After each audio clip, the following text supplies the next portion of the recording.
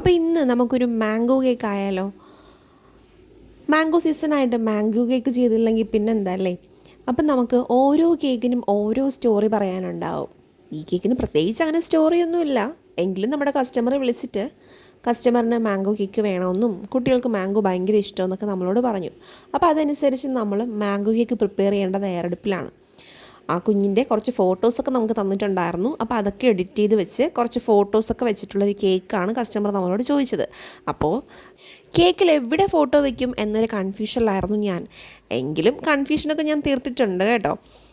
എന്തായാലും നമുക്ക് നമ്മുടെ കേക്കിലോട്ട് വരാം. ഞാൻ കേക്ക് ക്രീമൊക്കെ ചെയ്ത് അതിന് മുകളിൽ നമ്മുടെ മാംഗോയുടെ ആ ഒരു പൾപ്പും പിന്നെ മാംഗോയുടെ നല്ല ഫ്രഷ് കട്ട് പീസും ഒക്കെ ആഡ് ചെയ്ത് നമ്മുടെ കേക്ക് ഞാൻ അങ്ങനെ ഫൈനൽ ചെയ്തു, ക്രം കോട്ട് ചെയ്ത് വെച്ചു. അതിനുശേഷം അവർ പറഞ്ഞ ആ ഒരു യെല്ലോ കളറിൽ തന്നെ ഞാൻ കേക്ക് ഫൈനൽ ചെയ്ത് ആ ഫോട്ടോ ഈ ഒരു രീതിയിലാണ് ഞാൻ വെച്ച് സെറ്റ് ചെയ്ത് കൊടുത്തത്. എങ്ങനെയുണ്ടപ്പോൾ?